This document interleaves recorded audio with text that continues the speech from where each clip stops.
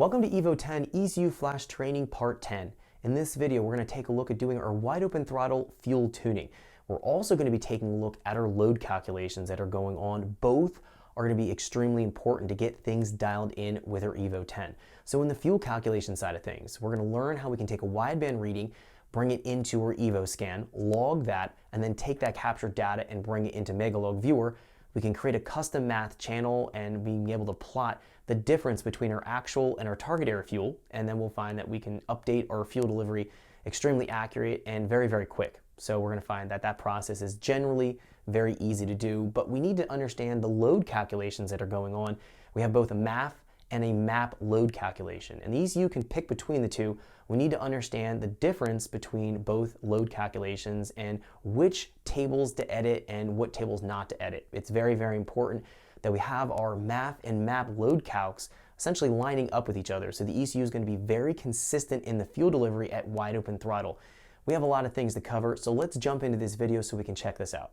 Okay, so let's get started. We're going to be taking a look at doing our wide open throttle fuel tuning on our Evo 10 applications. The process is actually going to be very simple, as we're going to find here as we move through some data logs and examples of how to do the process.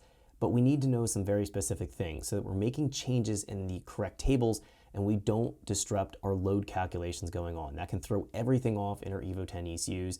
So we're going to be getting into that and making that very clear of what to touch and what not to touch doing your wide open throttle tuning. Now, before we jump into any of that, we need to learn how to integrate our wideband into our Evo scan so that we can reference what that wideband air fuel is doing when we get into higher load and higher throttle angles. Now, the front sensor on an Evo 10 is a primary sensor that's going to be a narrowband sensor that only is accurate at half volt or 14.7 to 1.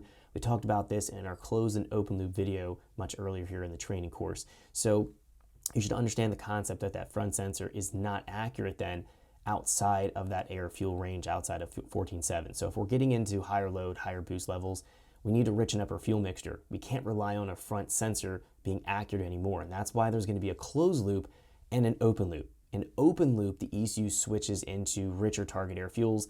We ignore the front sensor. So in this situation, we need to have a wideband air fuel to determine what the actual air fuel is going to be at these richer mixtures. So we need to get this out of the way very first thing.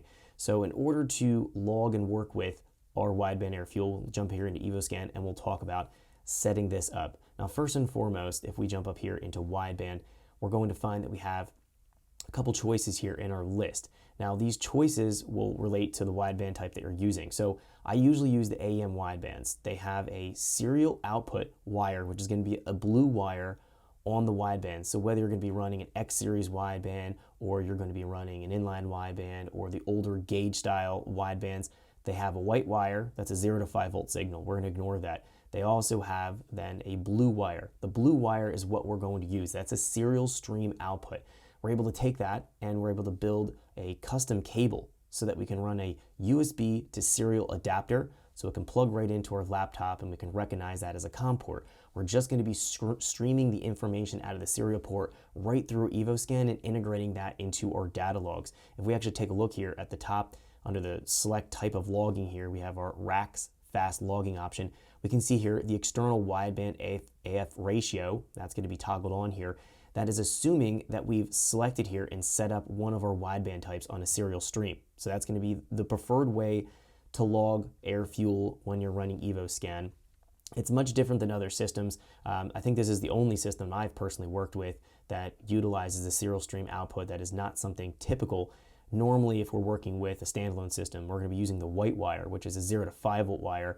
That's going to be sending the voltage, and then we can use the voltage to a air fuel lookup. This goes about it a little bit differently. So in order to build the cable, you're going to need a DB9 male style connector, and then you're going to find that you have your female pins. They're going to be pinning in. Now on the actual connector, you're going to be using pin 2 is going to be used for the blue wire. Pin number 5 is going to go to ground. You can run that wire right to a chassis ground. I have a picture coming up of a simplified cable I built on my test MR here that we're using for the training course. We can see that the blue and the black wire, the blue and the brown wire in this case, the blue wire is in pin 2, the black wire is in pin 5. You can purchase DB9 connectors and pin sets very inexpensively from Mouser, DigiKey, many other electronic supply places. You can even purchase them on Amazon. So if you're wanting to know where to purchase them from, go into the comment section. Thanks for checking out our teaser clip. If you want to see the rest of this video and more than 500 hours of current EFI training we have to offer, make sure you click right here. If you want to go and check out more teaser clips from this training course, click here, and you don't want to miss any of the videos we're going to be releasing on this channel, so make sure you subscribe and click here. Thanks for watching, and I'll see you guys later.